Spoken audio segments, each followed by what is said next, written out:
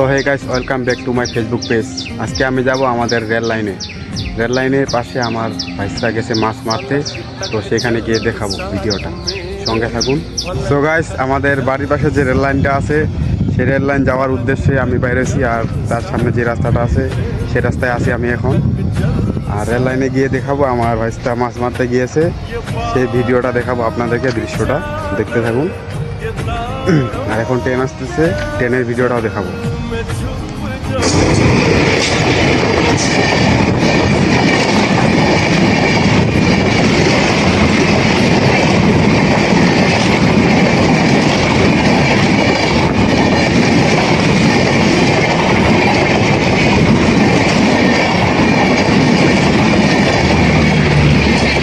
So guys, আমি অবশেষে পৌঁছে গেছি রেল লাইনে, আর কিছুক্ষণের মধ্যে আমি আমাদের রেল লাইনের ব্রিজটা আছে এই ব্রিজে পৌঁছে যাব।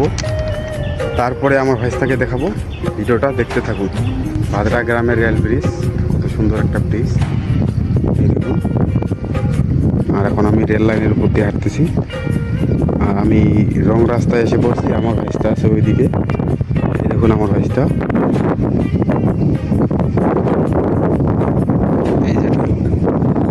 তো গাইস, অবশেষে আমি চলে আসলাম আমার ভাইস্তার কাছে।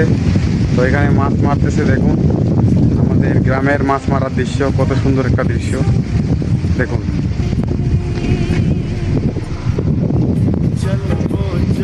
এই দেখুন এখানে মাছ মারতেছে, ওইদিকে জাল বসাইছে, জাল বসাইছে প্রায় আধা ঘন্টা হয়ে গেল। এই আধা ঘন্টার ভিতরে আমার ভাইস্তা কতগুলো মাছ মারছে দেখুন।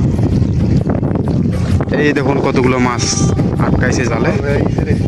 মাছ দেখে আমারে মাথা ঘুরে গেছে, দেখুন প্রায় আধা ঘন্টার মধ্যে হাফ কেজি পার মাছ দেখুন। এই হলো আমাদের গ্রামের মাছের অবস্থা।